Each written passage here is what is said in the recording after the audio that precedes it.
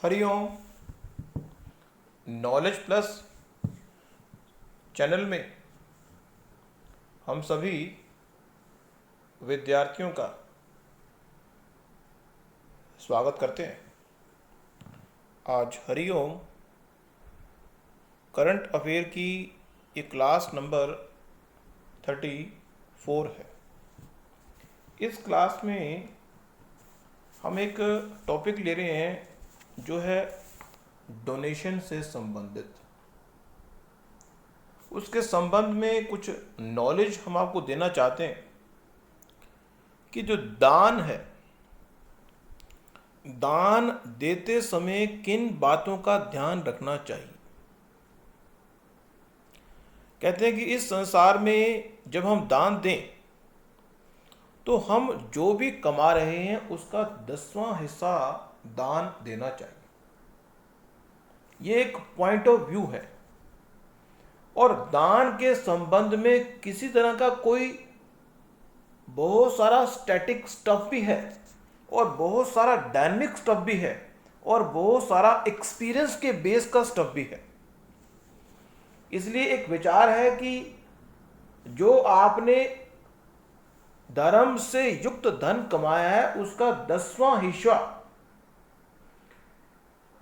हिस्सा ईश्वर की प्रसन्नता के लिए लगाना चाहिए। 10वां हिस्सा।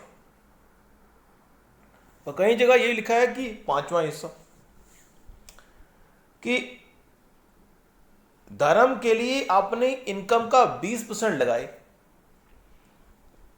10-20% जो है इन्वेस्टमेंट के रूप में रखे, 20% जीवन निर्वाह के लिए लगाए, 20% जो है वो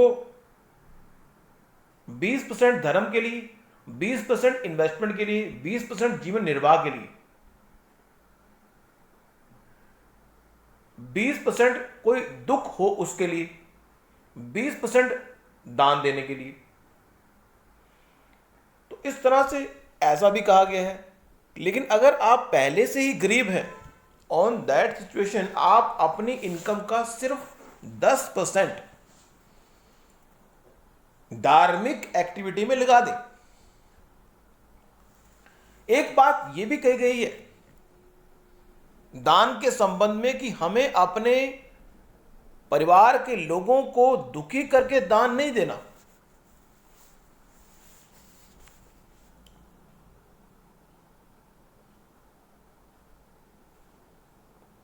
अगर दान की श्रेष्ठता की बात की जाए, एक कैटेगरी का दान वो होता है जो आपके द्वारा दिया जाए।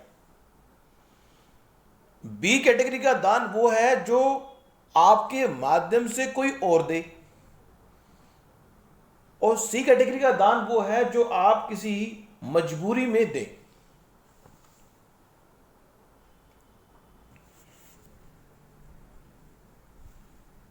दान देते समय इस बात का देखो, दान के संबंध में हम आपकी नॉलेज को शिफ्ट अप करने का प्रयास तो कर रहे हैं। दान के संबंध में यह कहा गया है कि जब हम दान दें तो पूर्ण रूप से हम उस चीज को सैक्रिफाई करने के तैयार होने चाहिए। यह बात भी बड़ी इंपॉर्टेंट है।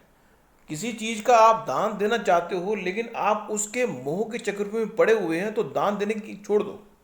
जब उसके मोह के चक्रव्यूह से बाहर आओ। हमने अपनी टॉक में जो हरिओम अनमोल वचन की टॉक नंबर 6 में भी दान के बारे में बताया। 20 दान देते हुए ये बात भी ध्यान रखनी है कि उस चीज का एक्सपायरी डेट ना आए। चीज खराब होने वाली है तो किसी को दे दो। ये तो कोई दान ना हुआ, ये तो हुआ कि आप अपनी चीज को किसी दूसरे को दे रहे हो और ये उम्मीद कर रहे हो कि दूसरा हमें ब्लेसिंग देगा। ऐसा नहीं। तो दान देते समय हमारा जो मुख है वो पूर्व दिशा में और जो दान लेने वाला है उसका मुख उत्तर दिशा में होना चाहिए। एक विचार करते हैं, क्योंकि हमारी जो उद्देश्य है हरिओम करंट अफेयर की टॉक का वो है आपकी नॉलेज को बढ़ाना। अगर हमें दान देना हो, अगर हम मृत्यु के उपरांत होने वाले कष्टों से कम करना चाहते हैं कष्टों को। मृत्यु के उपरांत व्यक्ति को कष्ट तब होगा यदि उसने इस जन्म में कोई अच्छे काम नहीं किए। यदि आपने इस जन्म में अच्छे काम नहीं किए और आप चाहते हो कि मृत्यु के बाद हमें कष्ट ना हो, तो उस स्थिति में आप अच्छे काम भी कर लें। अच्छे काम क्या है कि आप अन्न का दान दे दें, आप जल का दान दे दें, घोड़े का दान दे दें, गाय का दान दे दें, कोई बिस्तर है उसका दान दे दें, इत्र का दान दे दें, किसी आसन का दान दे दें। ये 8 तरह के दान आप दे दें।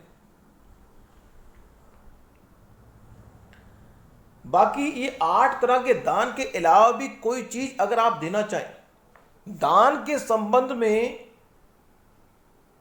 अगर आप किसी का फायदा कर रहे हैं, ऐसी कोई भी चीज जो भगवान ने आपको एक्सेस में दी है, आप दान दे दें।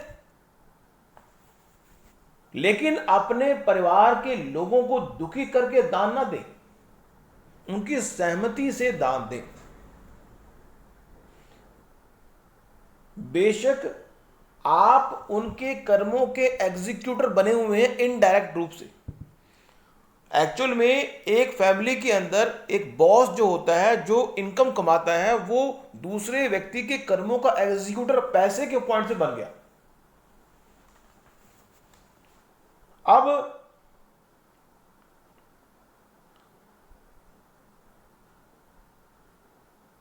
दान के संबंध में यह भी कहा गया है कि अगर हम किसी रोगी की सेवा करते हैं, देवताओं की पूजन करते हैं या ब्राह्मणों को दान देते हैं, तो वो गाय के समान दान के बराबर होता है।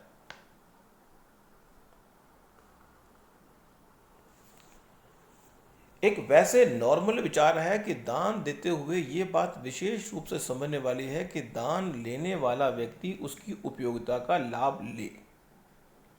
जो व्यक्ति भूखा होता है उसका अगर आप पेट भरेंगे तो वो आपको ब्लेसिंग देगा। जो व्यक्ति भूखा नहीं है उसको अगर आप रोटी देंगे तो वो ब्लेसिंग नहीं देगा।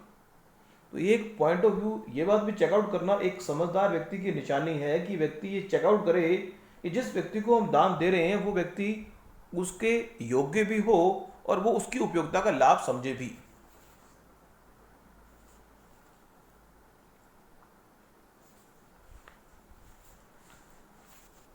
एक शब्द जिसको बोलते हैं महादान, कहते हैं यदि इन वस्तुओं का दान व्यक्ति देता है, दान का मतलब होता है कि अगर आपने, जैसे कन्यादान है, विद्या दान है,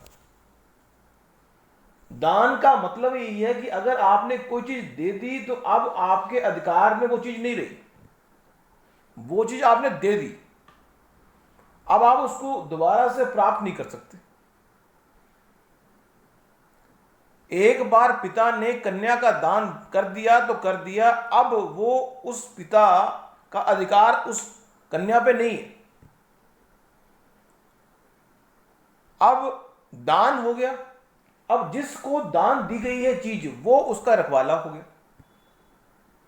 जिस तरह फैमिली में एक फैमिली की दूसरी फैमिली से शादी होती है तो 2 फैमिली मिलती हैं, तो कन्यादान होता है। कन्यादान मीन्स आपने अपनी जो डॉटर है उसका दान दे दिया किसी थर्ड पार्टी या उसके हस्बैंड को, तो हस्बैंड की अब रिस्पॉन्सिबिलिटी है कि उसकी देखभाल करें।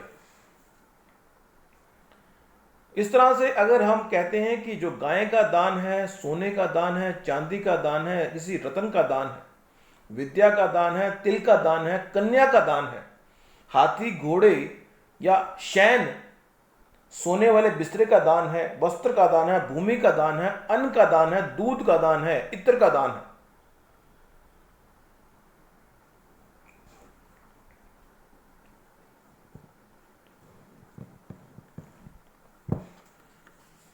या कोई आवश्यक सामग्री का दान है, ये जो 8 या 16 तरह के जो दान हमने बताए हैं ये एक महादान के रूप में।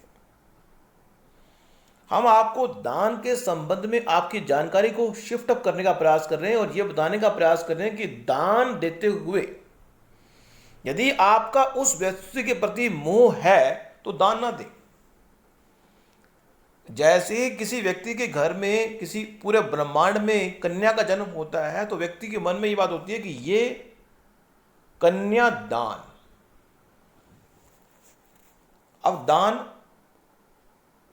आपको उसका दान देना है, इसलिए बाय डिफॉल्ट भगवान ने ऐसा सिस्टम बनाया है, जो चीज आपके घर में आई है उसकी आपने सेवा करनी है और फिर बाद में दान देना है।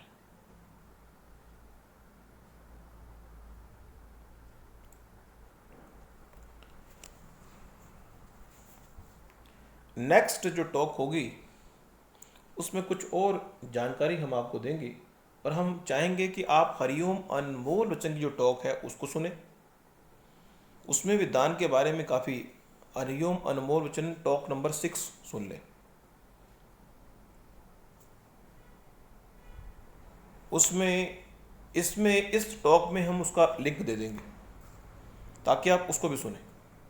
बाकी हरिओम अनमोल वचन का जो स्टफ है वो बड़ा कीमती है, उसको भी सुने ये टॉक सुनने के बाद। Thank you so much for listening and supporting Hariom knowledge plus.